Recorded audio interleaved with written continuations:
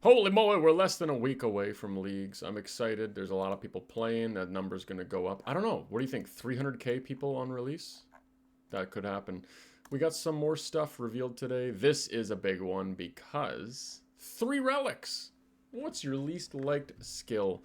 I think there's more to it than just least liked skill. This tier of relics is very fun. So right away, thank you everybody for watching the videos. Daily Leagues videos. If you want more Daily Leagues videos, hit subscribe immediately. Like the video. And then, of course, comment below which of these 3 relics are you going to pick, because I'm curious. I'm curious to see who is going to be the buffoon to pick Friendly Forager and Overgrown. Who's going to be that person who doubles up on that? You just got herbs for days. Could you reach a green stack of Ranar weeds by the end of leagues? That could be the meta. Just someone do it and post it on Reddit, please. Okay, now we are jumping into this. First one off the hop here is the Friendly Forager. It's a herb. So what does that do? So you get a Forager's Pouch. This item will provide the following benefits while in your inventory or equipped. When you gather resources from woodcutting, fishing, mining, or hunting, the Forager's Pouch will find and store a random grimy herb. Limited to the herbs your herb lore level, plus 25, can clean. Okay, a lot of numbers. While also providing a small amount of token XP when one's found.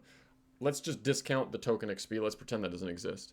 It's going to give you automatically herbs every time you're just doing something. Also, I'm Canadian, so if I say herb weird or herb, then I apologize.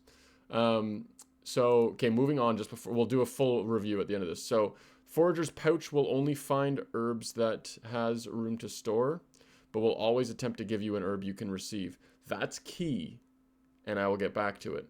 The Forager's Pouch works just like an herb sack. It actually shares the same inventory with it. So you're not going to have an herb sack and the Forager Pouch. It's one or the other. I mean, they're going to share an inventory.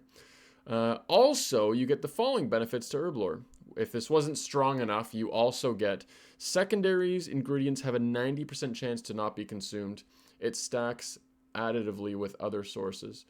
I believe if you pick Varlamore, there's a new minigame out there, the Herblore minigame, where you can get these like spectacle things, and it essentially saves 100% of secondaries. So you just need one of each secondary, and then you have unlimited.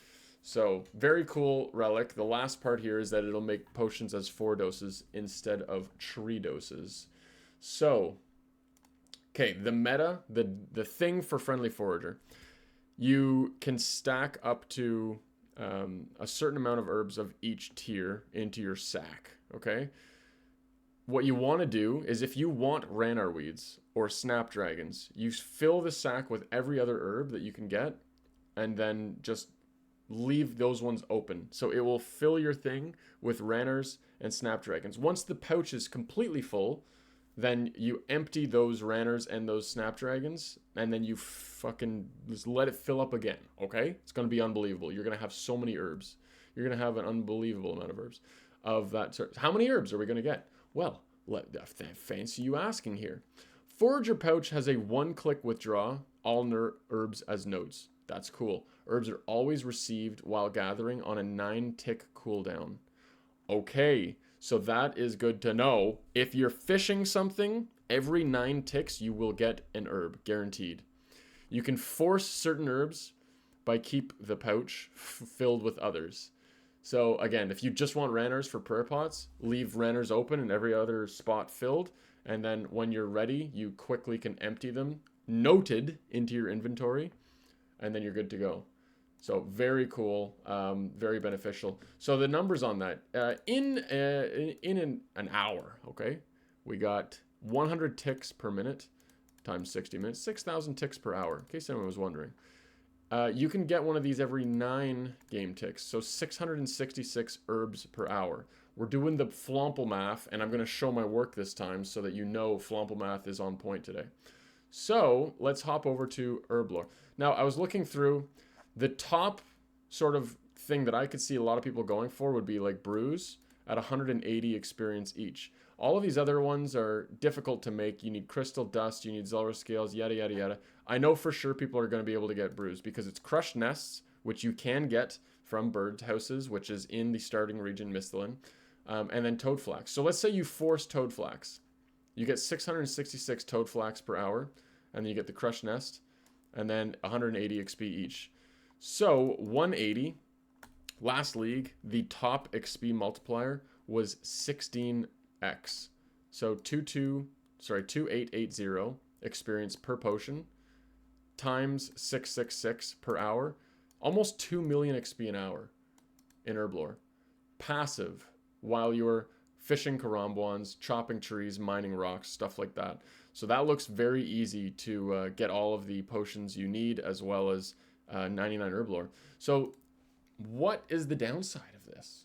First off, the downside is you have to pick this one and not the other two. That's obviously the biggest downside. But the only other thing that I could think of is this helps you with one skill, which is obviously Herblore. But then the other part of it is like, it helps you with all combat and different things. Like potions are good for a lot of things. So this is very, if you just want a PVM, this might be the right one. This might be the right one for you. Flipping back over. Let's go to the next one. What's next? Ooh, shoe relic. Let's go. Shoe points? No, corner cutter. This is the one where if you pick it, you are given Sage's Greaves. It is a pair of boots that when equipped, as you run around, you get agility experience based on your agility level. So it scales as you go up in level. This is a very fun relic for people who hate agility. When you're running around, it trains it for you. The second part of it is when you are doing agility courses, it grants 2 laps per lap, or 2 completions per completion, and 25% bonus XP. Marks of Grace will spawn with 10k coins, and you also get double quantity from pyramids, hallowed marks, Brimhaven vouchers, crystal shards, etc. So, is this good? This only helps agility. This is the only skill this one touches. It makes it so you do not need to train agility, right? You just never need to train it. That is right, but also if you're going to get tasks done and you want, say, a Dragon Cup or something like that, this is bad. You have to do those laps anyways. Also, you can never wear boots. So if you're looking for the highest DPS for melee and whatever else you're using, you're going to want to put some boots on. Primordial boots give a lot of strength bonus. If you have a scythe and primordial boots, that's a lot of max hits you're losing if you're trying to get some agility experience. To me, this is bad. The 10k that it spawns with is good for like 5 minutes at the start of the league, and then it's useless after that. Like, you're not going to need money after a certain while. I don't think this is good. The only thing that I would redeem this is if there are tasks for completing laps and stuff, and there's a lot of points there, then this just doubles the pace of that. You can get those done. Say there's a task for 500 Sepulcher. Well, this gives you 2 completions each, so you only need to do 250. Could be better for people trying to complete every region, but this only does agility. There's nothing else that this affects other than agility. Moving to the, what is this, a hat and spectacles relic? Oh, the Dodgy Deals. Cool. What do we got here? This is the thieving relic. Pickpocketing an NPC will also pickpocket all NPCs of similar type in an 11 by 11 square, granting an extra loot for each NPC pickpocket. That's insane. That we've never seen anything like that before. Imagine you kill something and it gives you loot for everything in the area that you just killed. You get so much loot. Well, for pickpocketing, that's what it is. That right away is very good for pickpocketing and receiving loot. But you also get a 100% success rate on thieving, so you never fail. You automatically will re-pickpocket until it's no longer possible to do so, aka your inventory's full or you've hit the maximum amount of coin pouches. You're allowed 28 coin pouches. Now, the next part here is it will increase that by 3x. So you can actually get 84 coin pouches as the base amount. If you unlock Kandarin, which would be an insane mistake, no, I mean, go for it if you want to. But if you unlock Kandarin and you can do the Artie Elite Diaries or something like that, it can go up to 420 coin pouches. But yeah, so items obtained from pickpocketing are also noted. So you're not going to fill up your inventory through pickpocketing, but you will auto-pickpocket stalls as well. And stalls do not deplete when you steal from them. So this is new to leagues where stalls are now on the table. There's going to be some tasks for pickpocketing stalls and stuff like that, I imagine. But in general, it opens up a couple other options for pickpocketing and stuff like that. So right away, how long can you AFK with this? Well, 84 pouches. You can pickpocket every 2 ticks. It will take you around 90 seconds before you got to open those 84 pouches. So you're getting a lot of AFK agility, thieving XP in. And then the rewards from pickpocketing, there's some stuff that drops some good things. So again, the math on this, we've got 6,000 ticks per hour, and it's 2 ticks per pickpocket. So you can pickpocket a Vyre 3,000 times. 3,000 times. So this is factoring in for rogue equipment. If you do not pick Asgarnia, you cannot get rogue equipment. Let's just say you don't pick Asgarnia. So you're getting 1,500 of these per hour. Again, this will make sense if you understand it. If not, just take my word for it. This is 3,000 pickpockets per hour. This is the loot that you can expect. 0.6 blood shards per hour. So a blood shard every hour and 40 minutes. 114 uncut rubies. Couple of runes. 600k cash. That's pretty good. That's pretty good. So remember that part where it said you can pickpocket up to 11 things in one spot? If we look at the Vyres, there are a lot of Vyres that can be pickpocketed. Now, look at all of them. You got Rasputin, you got Bella Morta, you got Beistein. Okay, so there's a lot of Vyres that you can pickpocket. Someone in the Reddit thingy-majiggly has done the math or checked the area. There's a spot where you can feasibly pickpocket 7 Vyres at once. Time for the math, okay? Let's say, obviously, you're gonna have 200 mil thieving experience. You're gonna have unlimited blood shards. You're gonna have a ton of cash. What else can this thieving relic give you is crafting experience from these uncut rubies if you're picking Mauritania. So 114 times 7, because there's 7 of them around you. So let's say 798. Let's assume that you're only getting it from 5 Vyres. Let's say it's hard to set up a 7 spot. So we'll go for 5. So 570 uncut rubies per hour. Those are 85 experience each, just to chisel them. Just to give them a little chiselly chiz, okay? So 48k XP an hour in crafting. Now, when you multiply that by 16, because of the league's XP rates, you're getting quite a bit of experience in crafting per hour. Very passive. These are going to be noted. You don't need to bank. You don't need to worry about that. You're going to get a ton of money. You're going to do a ton of that. So let's say you do have, okay, 3,000 pickpockets an hour because you've got rogue outfit. Let's say you're taking the rogue's outfit from Asgarnia and you're pickpocketing Vyres. And we go 3,000 times 7. 21k pickpockets per hour. Okay, and then again we're going to oh yeah, that is accurate for what I was saying. So 21k. In the main game it'd be 110 mil an hour. In this you're getting 8.4 blood shards per hour, 8.7 mil cash per hour, 1591 uncut rubies.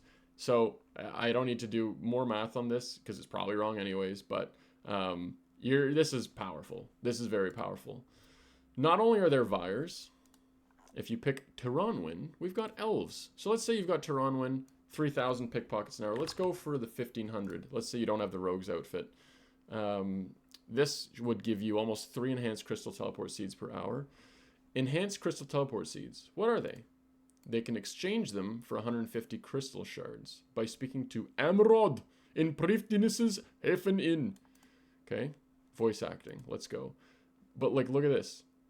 With 1 seed and 100 shards, you get 5k smithing XP, 5k crafting XP.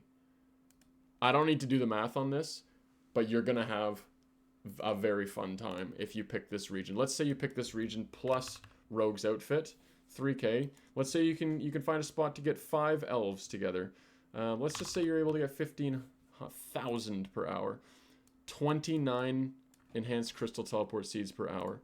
So you'd be trading in 1 for 150 shards, and then you would craft the other ones into these. Like, your smithing and crafting is just sorted. That's 99. That's 50 mil each in both of those for free. No problems there. Run the numbers yourself if you want. But yeah, you can get 3,000 pickpockets per hour. Depends how many elves you can get in one spot. I'm just looking at some numbers just to see. That's not to count. You're gonna get some diamonds, some gold ore. You can make some phoenix necklaces that you could then note with Banker's Note to run into bloat and just frickin' kill the thing in 2 seconds. It's gonna be fun. What else do we have? We got a shop for gems. We've got the gem shop in More Ul Rec. To get into here, you need to have completed the Inferno. Nope, the Fire Cape. Just the Fire Cape. And then you show the Fire Cape to get in. You don't have to hand it over. This gem shop gives you a bunch of cut and uncut gems. They will not be noted. However, if you have Banker's Note, you can note them. And however, if you have Total Recall, you could tell you to the bank them, and then Total Recall back. So either way, you're going to be able to get a lot of things per hour. Going to be quite simple. So this is a good shop too. Now the XP per pickpocket of these is 408 thieving XP each. So let's take a look at, oh, we can actually put it here. So 3,000 will give you, wait, what? This is wrong. Everything's wrong. Where does it say the XP per pickpocket? Is it 408? I thought it was 408. Yeah, so we're looking at 408. 408, sorry for the live, the list is a live take here. 408 experience each times 3,000 per hour and then times 16. You're going to get a lot of experience. Now, the guards might be messing with you and you might not be able to pickpocket 3,000 times per hour, but I can guarantee you there will be worlds where people have set it up so there's no guards and people are using alts to kill the guards or to distract the guards or stuff like that. So we know it's going to be very, very fast experience and stuff like that in this. And then another spot that you can steal from would be this stall here, where you can get rune ore, addy ore, mithril ore, gold ore, etc. And you'll be able to bank a ton of smithing experience through that as well. So basically what I'm saying is these 3 relics are pretty good. This is the clear worst for me. The only reason why you're taking it is because you hate agility and you're not going to train it. You just refuse. One thing to consider though is if you want to max your account, how much agility do you really need to do? Let's say you're picking a region where you can get 60k an hour in the main game. Let's say it's RD rooftops, 60k XP. Now multiply that by 16, so it's 1 mil XP for RD rooftops roughly. It's only going to take you 12 hours for 99. Now again, 60k like Sears Village, whatever. The laps are. Let's say it's under 15 hours. Just for rooftops. But if you're picking the 90k XP an hour for the Sepulcher, multiply that by 16, you're getting 1.4 mil XP an hour, 12 mil XP, I don't know, like it's 13 mil XP, but you know what I mean. I'm not going to do any more math because it's tough, but it's not that bad. You're spending probably 10 hours on agility, maybe 15 hours to get 99 agility, but you're going to get all the tasks done too, all of the lap tasks. So I don't see why you would pick this one. I'm sorry, it's really bad. Now it comes down to these two. Do you want unlimited potions for doing PVM and stuff like that? Now, when you head back into the Raging Echoes spot here, let's look at the relics. Relic overview time, okay? What do we got? Power Miner, Lumberjack, Animal Wrangler. The synergy between Animal Wrangler and Friendly Forager is big because Animal Wrangler will allow you to AFK your Karambwan spots. Very easy AFK. You click it once, you go AFK until your inventory is full or the Forager sack is full or whatever. You're going to get a lot of AFK stuff. So that's a good synergy. Teleport tier is probably the second tier for that. If you are picking Animal Wrangler and you're AFK and Karambwans, you will get clue bottles. Okay, and the clue bottles, you'll then be able to complete clues very easily with Clue Compass. So there's another set of synergy that you can kind of look at. Total Recall and Banker's Note. I don't know what tier this is going to be anymore. I would expect that the utility tier is the 3rd tier. And then the 4th tier is probably... like, Golden God's got to be early game. Otherwise, it's just pointless. So is that... it's not going here. It can't be. So is Grimoire Overgrown? That must be tier 6. Okay, tier 1, tier 2, for the teleports. We're just assuming.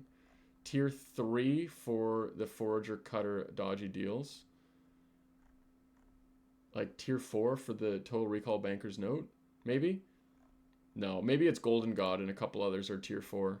I could see that. And then tier 5 is when you make the big choice or you go in Recall or Note. I think that would make the most sense. This is tier 5. And then you've got tier 6 as Grimoire, Overgrown, etc. So, I don't know, man. Maybe they gave us 2 tiers at once or something. Who cares? Maybe the tiers are much easier to get this year. Anyways, this is a fun little update. Fun little thing to look at. If you enjoy the video, drop a like, subscribe, and then yeah, comment below. Which one are you picking? And also, what kind of mug would you want to be if you were a mug? Would you want to be a mug with a right hand handle, with no handle, or a left hand handle? Comment below. We'll see you tomorrow. I love you. Okay, bye.